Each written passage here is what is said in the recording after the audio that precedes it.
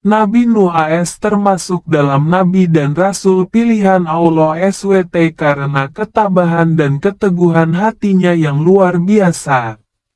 Bahkan Nabi Nuh AS telah berdakwah selama 950 tahun untuk menegakkan agama Allah. Nabi Nuh juga dikaruniai oleh Allah beberapa sifat yang patut dimiliki oleh seorang nabi, yakni fasih dan tegas dalam kata-katanya. Nabi Nuh juga pandai bersyukur, bijaksana, dan sabar dalam berdakwah. Nabi Nuh juga dikenal sebagai nabi yang membela dan melindungi kaum yang lemah, miskin, dan tertindas. Periode waktu yang tepat ketika Nabi Nuh hidup tidak diketahui, tetapi menurut tradisi, diperkirakan hidup 10 generasi atau usia setelah Nabi Adam AS. Kisah Nabi Nuh AS ini dijelaskan dalam Al-Quran. Allah SWT berfirman, "Dan sesungguhnya kami telah mengutus Nuh kepada kaumnya. Maka ia tinggal di antara mereka 1000 tahun kurang 50 tahun. Maka mereka ditimpa banjir besar, dan mereka adalah orang-orang yang zalim QS." Al-Ankabut 29:14. Mengutip artikel di Learning Religions, diyakini bahwa Nabi Nuh dan umatnya tinggal di bagian utara Mesopotamia kuno. Ini merupakan daerah yang gersang dan kering, beberapa ratus kilometer dari laut. Al-Quran juga menyebutkan bahwa bahtera itu mendarat di Gunung Judi, Quran pukul 11.44, yang diyakini banyak Muslim berada di Turki. Semasa hidup, Nabi Nuh menikah dan memiliki 4 orang putra. Di dalam kisah Nabi Nuh AS, ia diutus oleh Allah SWT untuk menyerukan tauhid kepada Bani Rasib, yang pada saat itu dikisahkan telah terjerumus ke dalam kesyirikan. Bangsa ini hidup dengan menyembah berhala berupa patung-patung, yang mereka yakini akan memberikan mereka harta dan keberkahan. Kaum Bani Rasib juga dikisahkan kerap melakukan kemungkaran dan kemaksiatan. Pada awalnya, Bani Rasib adalah kaum yang beriman kepada Allah SWT. Di antara mereka, ada 5 laki-laki saleh yang jadi panutan dan sangat dihormati oleh penduduk di sana. Kelima orang tersebut bernama Wed, Suwa, Yakhud, Ya'uq, dan Nasar. Namun, saat suatu waktu kelimanya meninggal, orang-orang Bani Rasib ini merasa kehilangan, sehingga mereka berinisiatif membuatkan patung atau berhala. Namun, semakin lama, perlakuan Bani Rasib ini malah semakin menyimpang pada ajaran Allah SWT. Dan mereka menjadikan patung-patung tersebut sesembahan. Bahkan, hingga beberapa generasi, Bani Rasib telah kehilangan iman kepada Allah SWT. Kesesatan Bani Rasib tersebut pun telah diperingati oleh Nabi Nuh AS, yang hidup di antara mereka untuk mengajak kembali beriman kepada Allah SWT. Namun, ajakan Nabi Nuh AS tidak membuahkan hasil dan hanya sedikit pengikut Nabi Nuh AS pada saat itu. Bahkan Bani Rasib malah semakin tenggelam pada kesesatan dan kesombongan. Pada saat Nabi Nuh AS mengajak orang-orang Bani Rasib untuk kembali ke jalan Allah SWT, Nabi Nuh malah mendapat hinaan dan dakwahnya dicemooh. Tantangan berdakwah Nabi Nuh AS pun kian hari kian berat. Hingga akhirnya, Allah SWT memerintahkan Nabi Nuh AS untuk membuat bahtera atau kapal yang sangat besar untuk menghindarkan Nabi Nuh AS dan orang-orang Bani Rasib dari bencana hebat. Peringatan Nabi Nuh justru dianggap permainan oleh Bani Rasib. Mereka menentang Nabi Nuh. Hai Nuh, sesungguhnya kamu telah berbantah dengan kami. Kamu telah memperpanjang bantahanmu terhadap kami. Maka datangkanlah kepada kami azab yang kamu ancamkan kepada kami jika kamu termasuk orang-orang yang benar.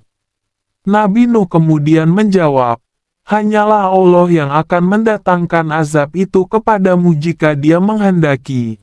Dan kamu sekali-kali tidak dapat melepaskan diri.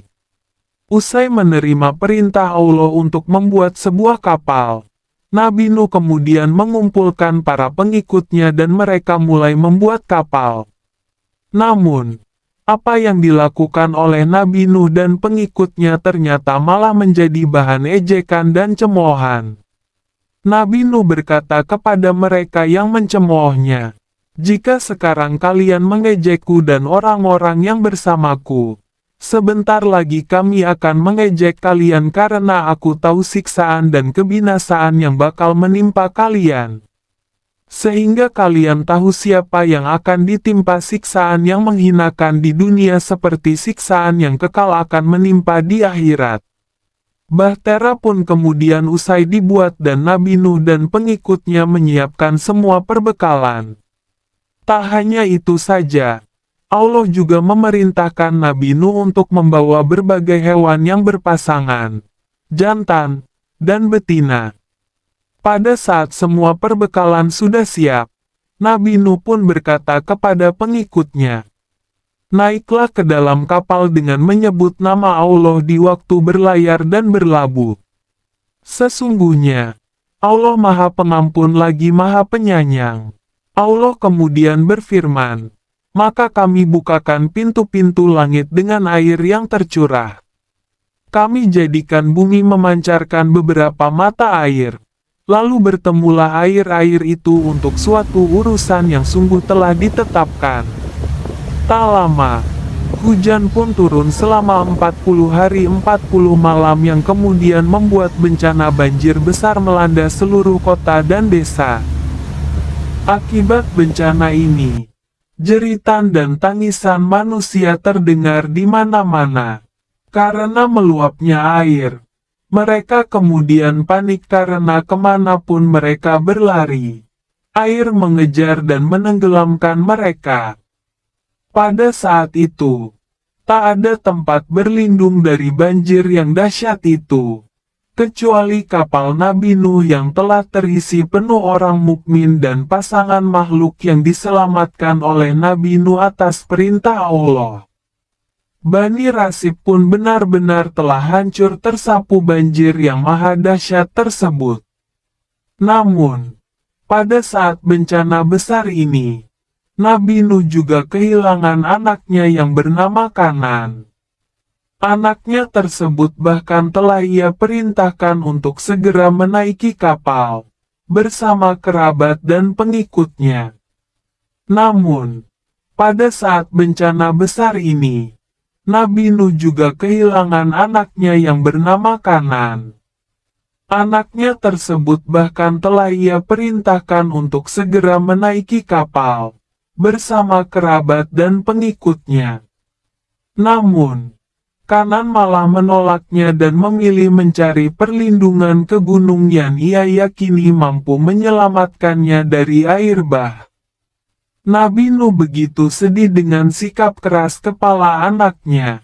Akhirnya, Kanan pun tenggelam bersama Bani Rasib yang zalim. Mereka semua tewas tersapu banjir yang maha dahsyat tersebut. Meskipun merasa sedih melihat Bani Rasib lainnya yang zalim telah tewas menjadi korban banjir besar, Allah memberi perintah kepada bumi dan langit agar berhenti melaksanakan tugasnya. Hai bumi, telanlah airmu, dan hai langit hujan, berhentilah. Air kemudian surut. Dan bahtera tersebut pun berlabuh di atas bukit Judi dan memulai kehidupan yang baru. Nabi Nuh adalah seorang hamba yang taat dan setia kepada perintah Allah SWT. Meskipun tugas yang diberikan kepadanya sulit dan menghadapi penolakan, Nabi Nuh tetap berpegang teguh pada perintah Allah dan mematuhinya. Pelajaran ini mengajarkan pentingnya ketaatan dan kepatuhan kita kepada Allah, serta kepercayaan bahwa Allah memiliki hikmah di balik perintah-perintahnya. Tak hanya itu, sebagai umat Islam, semua manusia harus percaya bahwa janji Allah SWT adalah benar dan Allah SWT hanya akan menyelamatkan umatnya yang bertakwa. Selain itu, selamat atau tidaknya seseorang tergantung rahmat Allah SWT, dan bukan karena keturunan atau anak Nabi. Jika seseorang tak bertakwa kepada Allah SWT, maka nasibnya akan seperti Kanan, anak Nabi Nuh yang menjadi korban banjir maha dahsyat. Sebelum kita akhiri video ini, jangan lupa tetaplah berbuat baik kepada siapapun. Dan jangan lupa subscribe and like komen supaya channel ini makin semangat buat menemanin hari-harimu. Jangan lupa tulis juga di kolom komentar kisah Nabi apalagi yang akan kita ceritakan. Terima kasih.